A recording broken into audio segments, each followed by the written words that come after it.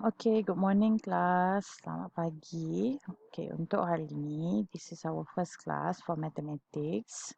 So, we are going to start with chapter 1 which is variation. Okay, variation. Dalam variation ni, kita akan belajar 3 perkara. First, direct variation.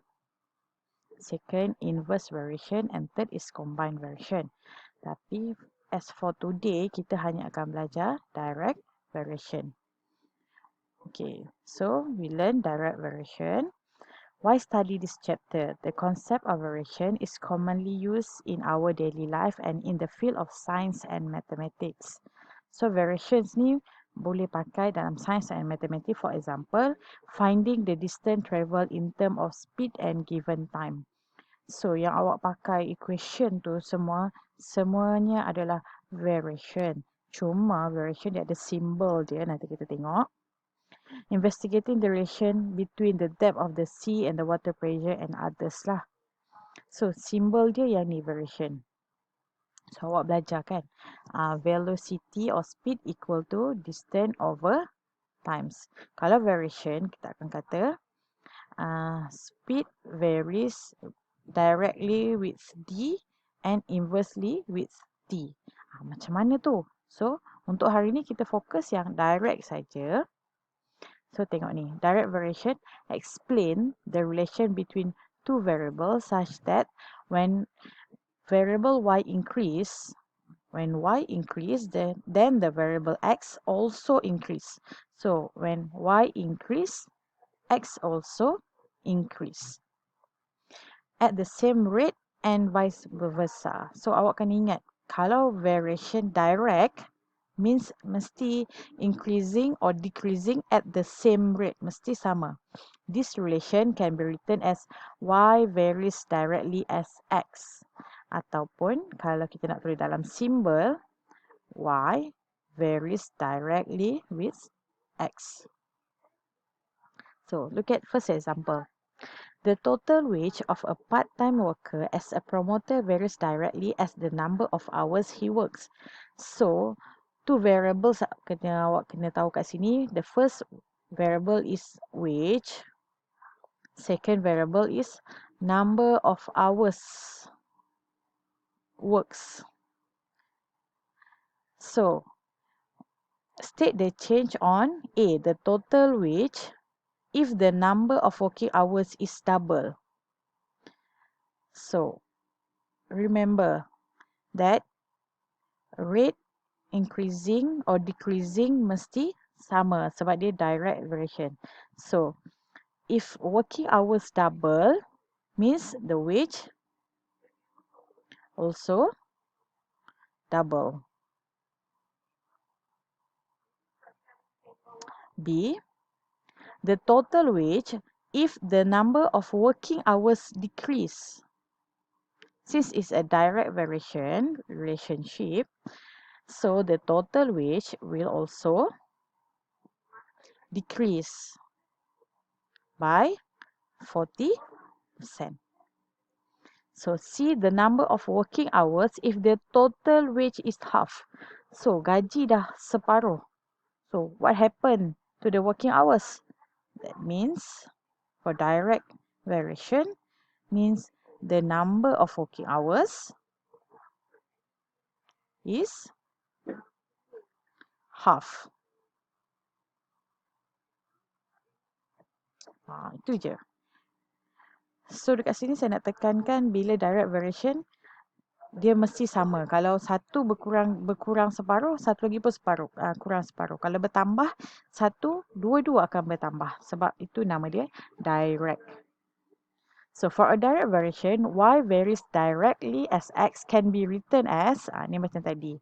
Y varies, ni relation dia, directly as x. Then always first step kita akan tulis dalam bentuk variation relation. Second step kita akan tulis dalam bentuk equation. So y equal to kx where k is a constant. So kita tengok macam mana k is a constant. Example 2. A toy car moved from a state of rest. The distance traveled by the toy car y changed with time. t as shown in the table. Time. Okay, look at the time now. Time is increasing by 2 plus 2, increasing by 2, and so on. The distance also increasing from 14 to 28, 28 to 42. So, kita nak cari increasing macam mana? Kita tahu from the statement here, the car moved from a state of rest. The distance traveled by the toy car changed with the time. So, distance varies directly with time. Kita dah tahu yang tu. So, determine whether y varies directly as t or t square. Hence, write the relation in the form of variation. So, macam mana nak buat? Awak tahu distance is y. Now, distance is y, time is t. So, our relation is y varies directly as time. So, change it to equal sign, y equal to k t. K is small letter k. K is the constant. So, to find the difference between variation between t or t square, we can see from here. Example. So, this is y over t. Y over t means when we say y varies directly with t. So, y equal to k t. So, your constant will be y over t. So, this is for varies directly as t. For y varies directly with t square, so we write it as y equal to kt, and constant is y over t square. Okay, this is y. So, now you need to compare the value of k. So, first and the second is for t square. So, now look at t square.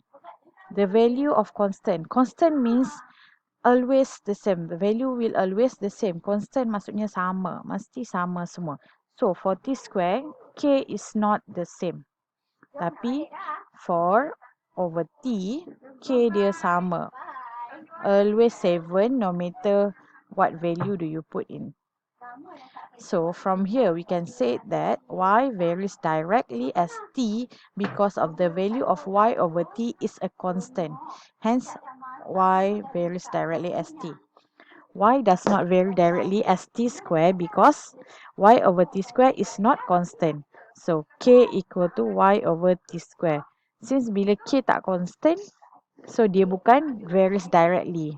Maybe dia varies lain. So, awak tengok. Hari ni kita fokus pada varies directly saja. Direct variation. Okay, tengok example yang kedua. Example yang kedua pula. Tengok yang soalan yang pertama. A. By drawing the graph of y against x. Tadi kalau dia bagi value. Awak boleh masuk dalam table sebab dia bagi table. Sekarang, kalau dia bagi awak table, tapi awak nak gunakan graph untuk define whether it's varies directly or not. So, kita akan lukis graph macam ni. This is your graph. Macam dalam solution. So, from your graph, if your straight line, when you connect all the points, if your straight line here, the intersection does not pass through origin. This is not origin. Dia ada intersection 1.0 kan. Origin dekat sini. So, kalau does not pass through the origin, y does not vary directly as x. So, sepatutnya y varies directly as x kan. So, dalam kes ni, untuk data yang dia bagi, y is not varies directly as x. So, tidak. So, tapi untuk kes B dia bagi, soalan minta drawing the graph of y against x square. So, graph dia bagi x dengan y. X dengan y. So, you need to draw another table for x square. So, then baru kamu plotkan. Plotkan every points. So, bila kamu sambung, you can see there are intersection with the origin. So, bila your straight line ada intersection dengan origin means y varies directly as this particular x square. Depends lah data apa dia bagi. So, kalau straight line kamu akan passes through origin means dia y varies directly as x square. Okay. Now, example 4. It is given m equal to 0.8 when n equal to 0.125. Express m in term of n. So, kamu ada dua value. Kamu ada dua value, m equal to 0.8 and n equal to 0.125. Kita nak express, kita kena tahu variation dulu. So, A. M varies directly as n. Always change to equation m equal to k n. So from here, you have the value of m and n here. Substitute 0.8 equal to k 0.125. You will get the value of k equal to 6.4. From here, when you find the value of k, substitute again into your equation. So, m equal to 6.4 n. So, this is your equation for direct variation question A. Now, look at question B. M varies directly. Bila varies directly je, terus pakai simbol ni. As the cube root of n. Cube root tu means 3. Cube 3. Then change to equation m equal to k cube root 3. As usual, just like this, first A, substitute the value of m and n 0.8 equal to k cube root 0.125. You will get the value of k equal to 1.6. Okay, as for this cube root, awak boleh tekan shift kalau guna calculator. Shift dan tekan simbol yang ada square root 3 ni. Lepas tu baru masuk nilai 0.125. Awak dapat 0.5. Then find the value of k. Then always substitute again the value of k into your equation. M equal to 1.6 third 3 n atau cube root n. So, settle untuk example 4. So, continue to example 5. The extension of a spring X varies directly as the mass of the load. So, dia dah cakap dah. Load W, extension X. So, kita buat X varies directly as W. So, second step always X equal to KW. So, substitute. Ada tak value of X dengan W? Bila kita nak, it is given the extension of a spring is 3. So, X equal to 3 when a load of 200. So, W is 200. Is hung on the string express X in term of W. So, substitute sahaja. Beza kalau macam tadi, dia direct bagi value. So, for example 5, ni dalam situation. Ni boleh kategorikan sebagai soalan K4 lah. Sebab dia dah bagi situation kat awak. So, substitute. Awak buat 3 equal to. Substitute kena tunjuk kalau masuk dalam paper 2. So, 200. Awak akan dapat K equal to 0.015. Then again, substitute into your equation. Sebab kita nak express X in term of W. So, X equal to 0.015 W. So, settle untuk example 5. So, that's all for today class. Please do exercise workbook page 1 until page 6.